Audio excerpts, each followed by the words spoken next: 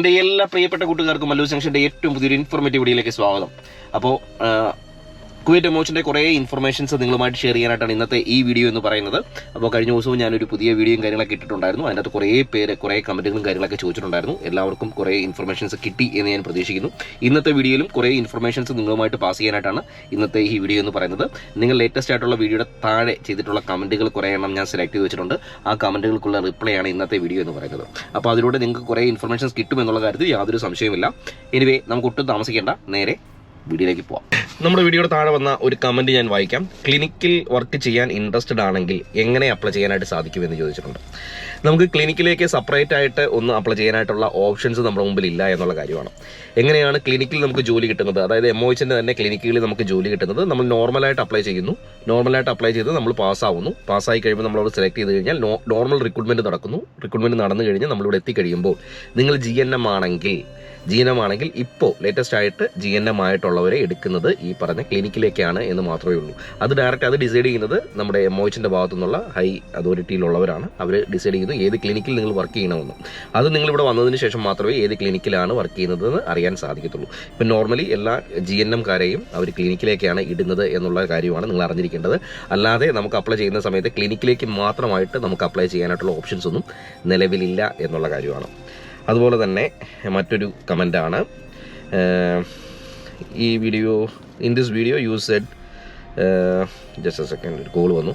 In this video you said department wise recruitment was taken recently like that is in India or Kuwait bro എന്ന് ചോദിച്ചിട്ടുണ്ട്. അതായത് ഞാൻ പറഞ്ഞിരുന്നു, കഴിഞ്ഞ വീഡിയോയിൽ പറഞ്ഞിരുന്നു, റിക്രൂട്ട്മെൻറ്റ് നടന്നത് ഡിപ്പാർട്ട്മെൻറ്റ് വൈസിൽ റിക്രൂട്ട്മെൻറ്റ് എടുത്തിരുന്നു എന്നുള്ള കാര്യം ഞാൻ പറഞ്ഞിട്ടുണ്ടായിരുന്നു. സോ അത് പറയാനായിട്ടുള്ള കാരണമെന്ന് പറഞ്ഞു കഴിഞ്ഞാൽ ശരിയാണ്, ഡിപ്പാർട്ട്മെൻറ്റ് നോക്കിയിട്ട് കുറച്ച് ഏതൊക്കെയോ അവർക്ക് ആവശ്യമുള്ള ഡിപ്പാർട്ട്മെൻറ്റിലുള്ളവരെ they take like that, department wise they recruited.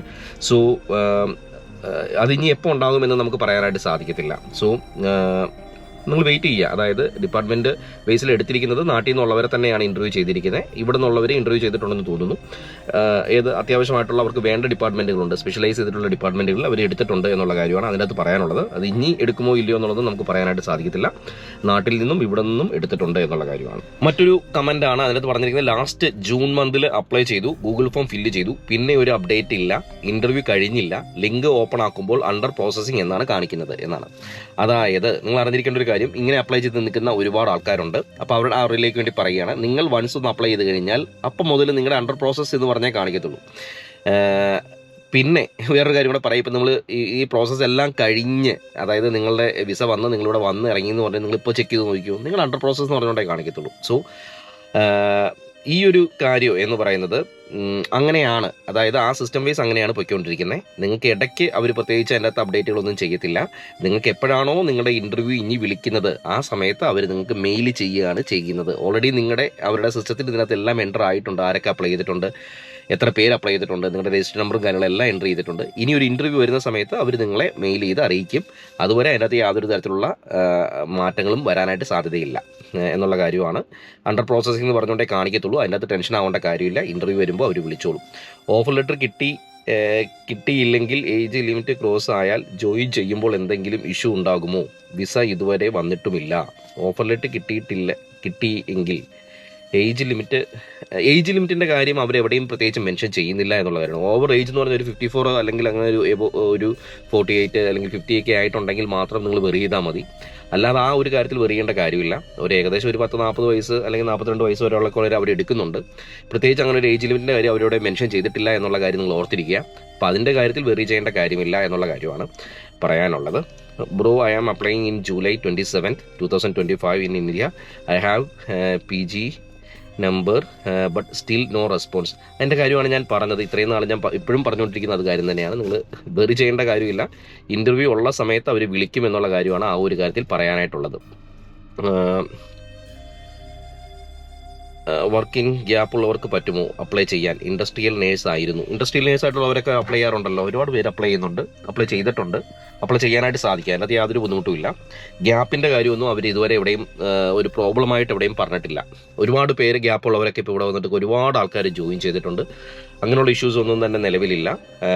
നിങ്ങളുടെ എക്സ്പീരിയൻസ് സർട്ടിഫിക്കറ്റുകളെല്ലാം തന്നെ ഉണ്ടായിരിക്കണം. നിങ്ങൾ കൊടുത്തിരിക്കുന്ന എക്സ്പീരിയൻസ് സർട്ടിഫിക്കറ്റും കാര്യങ്ങളെല്ലാം പ്രോപ്പർ ആയിരിക്കണം. അതെല്ലാം അറ്റസ്റ്റ് ചെയ്ത് ഇവിടെ കൊണ്ടുവന്ന് കാണിക്കണം എന്നുള്ള കാര്യമാണ്. അതുപോലെ NOC എങ്ങനെ കിട്ടും, ഞാനിപ്പോൾ സൗദിയിൽ വർക്ക് ചെയ്യുകയാണ്, കുവൈറ്റ് വിസ വെയിറ്റിംഗ് ആണോ, ബ്രദർ NOC എങ്ങനെ കിട്ടും, NOC ഫോർ വാട്ട്, നിങ്ങൾ സൗദിയിൽ വർക്ക് ചെയ്യുന്ന ആളല്ലേ, സൗദി വർക്ക് ചെയ്യുന്ന ആൾക്കാർക്ക് NOCയുടെ ആവശ്യമുണ്ടോ, നിങ്ങൾ അവിടെ നിന്ന് ജോബ് റിസൈൻ ചെയ്ത് നിങ്ങൾ അവിടുത്തെ സർട്ടിഫിക്കറ്റും കാര്യങ്ങളെല്ലാം അറ്റസ്റ്റ് ചെയ്ത് ഇവിടെ കൊണ്ടുവന്ന് ജോയിൻ ചെയ്യാണ് വേണ്ടത്. അതിൻ്റെ അകത്ത് NOC വേണ്ട. NOC വേണ്ടത് എവിടെ നിന്നുള്ളതാണെന്ന് ചോദിച്ചു കഴിഞ്ഞാൽ ഈ പറഞ്ഞ കുവൈറ്റിൽ നിന്ന് കയറുന്ന ആൾക്കാർക്കാണ്, ലോക്കൽ റിക്രൂട്ട്മെൻറ്റ് നടക്കുന്ന ആൾക്കാർക്കാണ് NOCയുടെ ആവശ്യം വരുന്നത്. നിങ്ങളും ലോക്കം വരുന്നതാണ്, സൗദിയിൽ നിന്നൊക്കെ കയറി വരിക എന്ന് പറഞ്ഞു കഴിഞ്ഞാൽ സൗദി ജോലി ചെയ്തിട്ട് നാട്ടിൽ പോയിട്ടാണ്, നാട്ടിൽ നിന്നാണ് കയറി വരാൻ ശ്രമിക്കേണ്ടത്. അപ്പോൾ അങ്ങനെയുള്ള സാഹചര്യത്തിൽ നിങ്ങൾ ലോക്കം കോൺട്രാക്റ്റ് വരുന്നവരാണ്, നിങ്ങൾക്ക് NOCയുടെ ആവശ്യമൊന്നുമില്ല. NOCയുടെ ആവശ്യം വരുന്നത് ലോക്കൽ റിക്രൂട്ട്മെന്റ് നടക്കുന്ന ആൾക്കാർക്കാണ് എന്നുള്ള കാര്യം ഓർത്തിരിക്കുക. കുവൈറ്റ് എമോഷനെ മെഡിക്കലുമായി റിലേറ്റ് ചെയ്തിട്ടുള്ള ഒരു ക്വസ്റ്റ്യൻ ആണ്. അതിനകത്ത് പറഞ്ഞിരിക്കുന്നത്, ബ്രോ മാർച്ചിൽ മെഡിക്കൽ റിപ്പോർട്ട് അയച്ചു കൊടുത്തു, after no reply, medical expire ആകുമോ, 1 ഇയർ ആകുന്നു, വാപ്പിത് സ്റ്റിൽ ഇപ്പോഴും എന്ന് കാണിക്കുന്നുണ്ട്, സോ ടെൻഷൻ ആവണ്ടല്ലോ, വിസ എടുക്കുമ്പോൾ എക്സ്പയർ ആയാൽ വീണ്ടും മെഡിക്കൽ എടുക്കേണ്ടി വരുമോ, ഇനിയും ഡിലേ വിസയ്ക്ക് വന്നാൽ എന്ന് ചോദിച്ചിട്ടുണ്ട്. ഒരു റെലവൻ്റ് ആയിട്ടുള്ള ഒരു ക്വസ്റ്റ്യൻ ആണ്. കാര്യം എന്ന് പറഞ്ഞാൽ ഒരുപാട് ആൾക്കാർ ടെൻഷൻ അടിക്കുന്ന ഒരു കാര്യമാണ് മെഡിക്കലുമായി ബന്ധപ്പെട്ട കാര്യം. ഒരുപാട് ആൾക്കാർ നാട്ടിൽ നിന്ന് മെഡിക്കൽ വളരെ പ്രയാസപ്പെട്ടാണ് ചെയ്തിട്ടുള്ളത്. അപ്പോൾ അങ്ങനെയുള്ള സാഹചര്യത്തിൽ ഇനി ഒരിക്കൽ കൂടി മെഡിക്കൽ എടുക്കേണ്ടി വന്നു കഴിഞ്ഞാൽ ആൾക്കാർ ബുദ്ധിമുട്ട് എന്നുള്ള കാര്യത്തിൽ യാതൊരു സംശയമില്ല.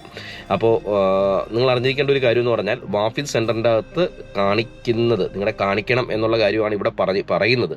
കാര്യം മിനിസ്ട്രിയിൽ അന്വേഷിച്ച് പറയാൻ സാധിച്ചത് വാഫിദിൻ്റെ അകത്ത് അത് വാലിഡ് ആണോ അല്ലയോ എന്നുള്ള കാര്യം ചെക്ക് ചെയ്യാനായിട്ട് നമുക്ക് സാധിക്കും. അതിൻ്റെ ഒരു വീഡിയോ ഞാൻ ചെയ്തിട്ടുണ്ട് എന്നാൽ നിങ്ങൾക്കറിയാം, ഒരു ഷോർട്ട് വീഡിയോ ആണ്, അത് നിങ്ങൾ കണ്ടു നോക്കുക.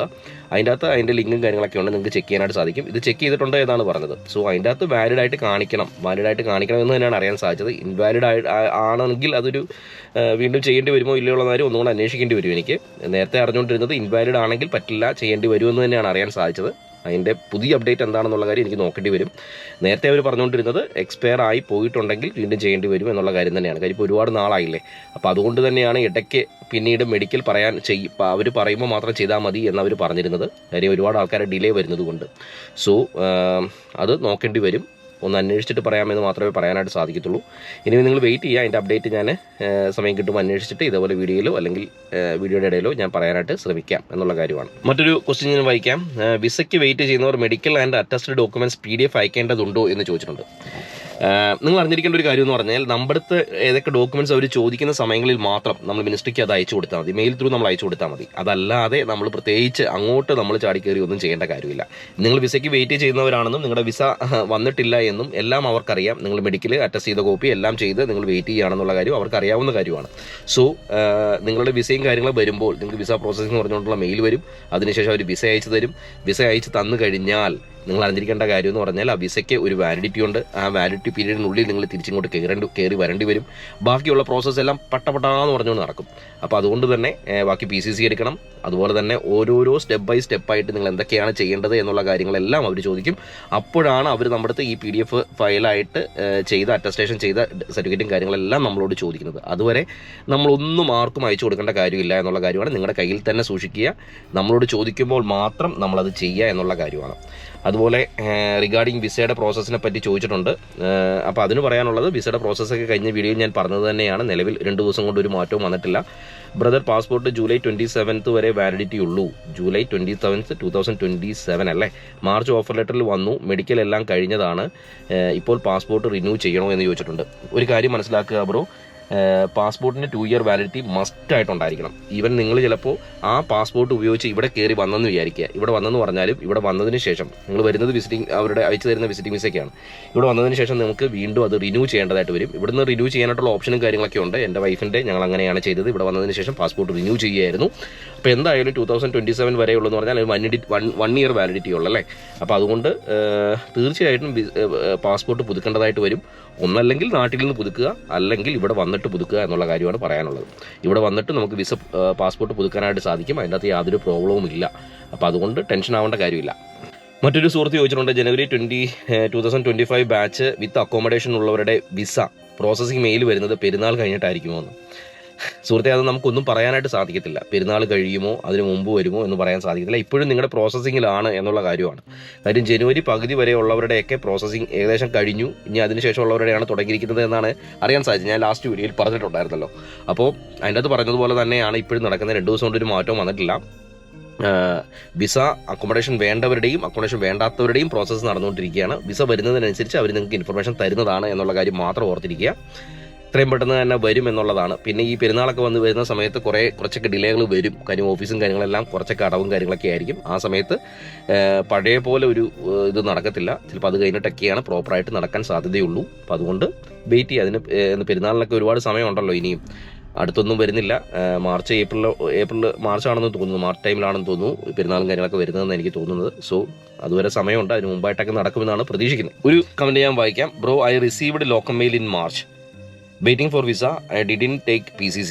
My medical completed. My experience certificates also attestation not done. If visa came means what are the process? Can you please explain it?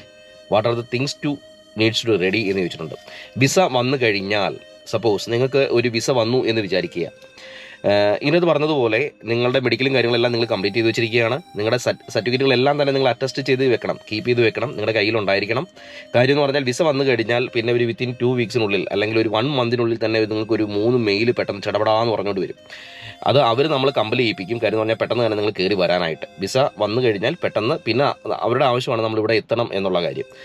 വിസയ്ക്ക് 3 മാസത്തെ വാലിഡിറ്റി ആയിരിക്കും ഉണ്ടാകുന്നത്. നിങ്ങളുടെ വിസ വന്നു കഴിയുമ്പോൾ വിസയിൽ ഒരു വാലിഡിറ്റി പീരീഡ് ഉണ്ടായിരിക്കും. ആ വാലിഡിറ്റി പീരീഡിനുള്ളിൽ നിങ്ങളിവിടെ തീർച്ചയായിട്ടും ലാൻഡ് ചെയ്തിരിക്കണം എന്നുള്ള കാര്യം നിർബന്ധമാണ്. അത് കഴിഞ്ഞാൽ പിന്നെ നിങ്ങൾക്ക് ഇവിടെ വരാനായിട്ട് സാധിക്കത്തില്ല. അപ്പോൾ നിങ്ങളുടെ സർട്ടിഫിക്കറ്റും കാര്യങ്ങളെല്ലാം നിങ്ങൾ അറ്റസ്റ്റ് ചെയ്ത് വെക്കണം. വിസ പ്രോസസ്സിംഗ് മെയിൽ കിട്ടിക്കഴിഞ്ഞാൽ നിങ്ങൾ അപ്പം തന്നെ നിങ്ങളുടെ PCCക്ക് വേണ്ടിയിട്ട് അപ്ലൈ ചെയ്യണം. കാര്യം PCCക്ക് അപ്ലൈ ചെയ്യുന്നതിന് നിങ്ങൾക്ക് അറ്റ്ലീസ്റ്റ് ഒരു 1 വീക്കെങ്കിലും ടൈം എടുക്കും. കാര്യം ഒരു പോലീസ് സ്റ്റേഷനിൽ നമ്മൾ പോയി അപ്ലൈ ചെയ്ത് കഴിഞ്ഞാൽ ഒരു 2 to 3 ഡേയ്സിനുള്ളിൽ ഒരു പോലീസുകാരൻ വന്ന് അത് വെരിഫൈ ചെയ്ത് നമുക്ക് കയ്യിൽ കിട്ടുമ്പോൾ ഒരു 1 വീക്കെങ്കിലും ചുരുങ്ങിയത് സമയം എടുക്കുന്നുണ്ട്. 2 തരത്തിലുള്ള കോപ്പി ആയിരിക്കും PCC കയ്യിൽ കിട്ടുന്നത്. അതിൽ ഒരു PCC നമ്മൾ അറ്റസ്റ്റേഷൻ ചെയ്യണം, മറ്റൊരു PCC നമ്മുടെ കയ്യിൽ കീപ്പ് ചെയ്യണം. അത് നമ്മൾ ട്രാവൽ ചെയ്യുന്ന സമയത്ത് നമ്മുടെ അടുത്ത് ഉണ്ടായിരിക്കണം. നമ്മൾ അവിടെ കാണിക്കേണ്ടതായിട്ട് വരത്തില്ല. ഇവിടെ വന്നതിന് ശേഷമായിരിക്കും നമുക്ക് അതിൻ്റെ ഉപയോഗം വരുന്നത്. അതുപോലെ മെഡിക്കൽ സർട്ടിഫിക്കറ്റും കാര്യങ്ങളെല്ലാം പ്രിൻറ്റും കാര്യങ്ങളെല്ലാം എടുത്ത് കളർ കോപ്പിയെല്ലാം എടുത്ത് നമ്മുടെ കയ്യിലുണ്ടായിരിക്കണം. പിന്നെ അതുപോലെ തന്നെ നമ്മുടെ യൂണിഫോം, നമുക്ക് ഇടാനുള്ള ഒരു ഷൂസ്. കാര്യം ഏത് ഹോസ്പിറ്റലിൽ ഏത് ഡിപ്പാർട്ട്മെൻറ്റിലുള്ളവരാണെങ്കിലും നിങ്ങൾ അറിഞ്ഞിരിക്കുക, നിങ്ങൾ ഒരു ജോഡി യൂണിഫോം നിങ്ങളുടെ കയ്യിൽ കരുതാൻ ശ്രദ്ധിക്കുക. ഒരു ഷൂസ് നമ്മുടെ കയ്യിൽ കരുതാൻ ശ്രമിക്കുക. വൈറ്റ് ഷോക്സ് കരുതാൻ ശ്രമിക്കുക. കാര്യം നിങ്ങളിവിടെ വന്നു കഴിഞ്ഞാൽ എയർപോർട്ടിൽ വന്നിറങ്ങി കഴിഞ്ഞാൽ പിറ്റേ ദിവസം തന്നെ നിങ്ങൾക്ക് ഡ്യൂട്ടിക്ക് ജോയിൻ ചെയ്യേണ്ടതായിട്ട് വരും. അപ്പോൾ ആ സമയത്ത് നിങ്ങൾക്ക് ഇവിടെ നിന്ന് ഈ പറഞ്ഞ യൂണിഫോം കാര്യങ്ങളൊന്നും അറേഞ്ച് ചെയ്യാനായിട്ട് സാധിക്കത്തില്ല. പിന്നെ നിങ്ങൾ അറിഞ്ഞിരിക്കുക, നിങ്ങളുടെ കയ്യിൽ എല്ലാ സർട്ടിഫിക്കറ്റിൻ്റെയും കോപ്പീസ് എടുത്തിട്ട് വരാൻ ശ്രമിക്കുക. ഒരു 3 സെറ്റ് കോപ്പിയെങ്കിലും നിങ്ങൾ എടുത്തിട്ട് വരിക. പിന്നെ അറിഞ്ഞിരിക്കുക, ഒരുപാട് കോപ്പി എടുത്തുകൊണ്ട് വന്നാലും പ്രശ്നമാണ്. കാര്യം എന്ന് പറഞ്ഞാൽ ഇവിടെ വന്നതിന് ശേഷം നിങ്ങൾ മോഫ സ്റ്റാമ്പിങ് ചെയ്യേണ്ടതായിട്ടുണ്ട്. കുവൈറ്റ് എംബസി അറ്റസ്റ്റേഷൻ ചെയ്യേണ്ടതായിട്ടുണ്ട്. ഇവിടെ വന്നു കഴിഞ്ഞിട്ട് മോഫ സ്റ്റാമ്പിങ് ഇവിടുത്തെ ചെയ്യണം, ഫോറിൻ അഫയേഴ്സിൻ്റെ സ്റ്റാമ്പിങ് ചെയ്യണം. സോ അതും കൂടെ ചെയ്ത് കഴിഞ്ഞാലേ ആ സർട്ടിഫിക്കറ്റ് വാല്യൂ ആവത്തുള്ളൂ. അപ്പോൾ അതുകൊണ്ട് തന്നെ എടുത്തുകൊണ്ട് വരുന്നുണ്ടെങ്കിൽ ഫ്രണ്ട് സൈഡ് മാത്രം എടുത്തുകൊണ്ട് വരിക. ബാക്ക് സൈഡ് ഇവിടെ വന്നിട്ട് അറ്റസ്റ്റേഷൻ ചെയ്തതിന് ശേഷം മാത്രം അതിൻ്റെ ബാക്ക് സൈഡ് ആ സെയിം കോപ്പിയുടെ ബാക്കിൽ എടുക്കാൻ ശ്രമിക്കുക. അപ്പോൾ പൈസ കുറച്ച് കുറഞ്ഞു കിട്ടും. ഇതൊക്കെ നിങ്ങൾ ശ്രദ്ധിക്കുക. പിന്നെ വേണ്ടത് ഫോട്ടോസാണ്. 4x സൈസ് ഫോട്ടോയാണ് വേണ്ടത്. അപ്പം അങ്ങനെ ഒരുപാട് കാര്യങ്ങൾ ശ്രദ്ധിക്കാനായിട്ടുണ്ട്. ഇതൊക്കെയാണ് മെയിനായിട്ടുള്ളത്. പിന്നെ എന്തെങ്കിലും ഡൗട്ട് ഉണ്ടെങ്കിൽ ചോദിക്കുക. എനിക്കറിയാവുന്ന കാര്യങ്ങൾ ഇത്രയൊക്കെ ഉള്ളൂ. പിന്നെ ബാക്കി കാര്യങ്ങളെല്ലാം അവർ പറയും. എല്ലാം നമുക്ക് അപ് ടു ഡേറ്റ് ആയിട്ട് നിങ്ങളുടെ വിസ വന്നു കഴിഞ്ഞാൽ എന്തൊക്കെയാണ് ഓരോ സ്റ്റെപ്പ് ബൈ സ്റ്റെപ്പായിട്ട് അവർ നമുക്ക് എക്സ്പ്ലെയിൻ ചെയ്ത് പറയുന്നുണ്ട് എന്നുള്ള കാര്യമാണ്. ഒരുപാട് ആൾക്കാർ ഇവിടെ വന്നു കഴിഞ്ഞു. ആർക്കും ഇതുവരെ യാതൊരു തരത്തിലുള്ള പ്രോബ്ലംസും ഇല്ല. നിങ്ങളും ടെൻഷൻ ആവേണ്ട കാര്യമില്ല. എല്ലാം അതിൻ്റെ വഴിക്ക് നടക്കും എന്നുള്ള കാര്യമാണ്. നിങ്ങൾ അറിഞ്ഞിരിക്കേണ്ട ഒരു കാര്യം എന്ന് പറഞ്ഞാൽ, ഇപ്പോൾ നിങ്ങൾ ഒരുപാട് ടെൻഷൻ അടിക്കുന്നുണ്ട്. വിസയും കാര്യങ്ങളും വന്ന് ഇവിടെ വന്ന് ജോയിൻ ചെയ്ത് കഴിഞ്ഞാൽ പിന്നെ തീർന്നു എന്ന് കൂട്ടിയാൽ മതി. കാര്യം എന്ന് പറഞ്ഞാൽ തിരക്കും കാര്യങ്ങളും വിഷമങ്ങളൊക്കെ ആയിട്ട് നിങ്ങൾ ആ ഒരു വഴിക്ക് പോകും. അപ്പോൾ അതുകൊണ്ട് തന്നെ ടെൻഷൻ ആവണ്ട, വിഷമിക്കേണ്ട. നിങ്ങളുടെ പ്രോസസ്സ് എല്ലാം നടക്കുന്നുണ്ട്. എല്ലാവരും സമാധാനത്തോടെ കിടന്നുറങ്ങുക. ഇപ്പോൾ ഇവിടെ ഒരുപാട് സമയമായി. ഞാൻ നൈറ്റിൻ്റെ ഓഫും കാര്യങ്ങളൊക്കെ ആയിരുന്നു. വീഡിയോ എല്ലാ 2 ദിവസം കൂടുമ്പോഴും ചെയ്യണം എന്ന് ആഗ്രഹിക്കുന്നുണ്ട്. അപ്പോൾ അതുകൊണ്ടാണ് വളരെ ബുദ്ധിമുട്ടിയിട്ടാണെങ്കിൽ ഇങ്ങനെ ഒരു വീഡിയോ ചെയ്യുന്നത്. ഒരുപാട് രാത്രിയായി. ഞാൻ വണ്ടിയിൽ ഇരുന്നാണ് ഈ വീഡിയോ ചെയ്യുന്നത്. തൊട്ട് ഫ്ലാറ്റിൻ്റെ താഴെയാണ് ഇരിക്കുന്നത്. അപ്പോൾ കയറി പോവാണ്. ഇനി പോയിട്ട് ഈ വീഡിയോ എഡിറ്റ് ചെയ്ത് പോസ്റ്റ് ചെയ്തിട്ട് വേണം കിടക്കാനായിട്ട്. ഒരുപാട് താമസിച്ചു. അപ്പോൾ ഇനി ഒരുപാട് വലിച്ച് നീട്ടുന്നില്ല. കുറേ ഇൻഫർമേഷൻസ് നിങ്ങളുമായിട്ട് പാസ് ചെയ്തു എന്ന് ഞാൻ വിശ്വസിക്കുന്നു. പുതിയ ഒരു ഇൻഫർമേഷനായിട്ട് 2 ദിവസം കഴിയുമ്പോൾ ഞാൻ വീണ്ടും വരാം. നിങ്ങൾക്ക് എന്തെങ്കിലും സംശയങ്ങളും കാര്യങ്ങളും ഉണ്ടെങ്കിൽ വീഡിയോയുടെ താഴെ കമൻറ്റായിട്ട് നിങ്ങൾ അറിയിക്കുക. അപ്പോൾ ഒട്ടും താമസിക്കുന്നില്ല. എല്ലാവർക്കും മറ്റൊരു വീഡിയോ വീണ്ടും കാണുന്നതോളം വരെ എൻ്റെ എല്ലാ പ്രിയപ്പെട്ട കൂട്ടുകാർക്കും ഗുഡ് ബൈ.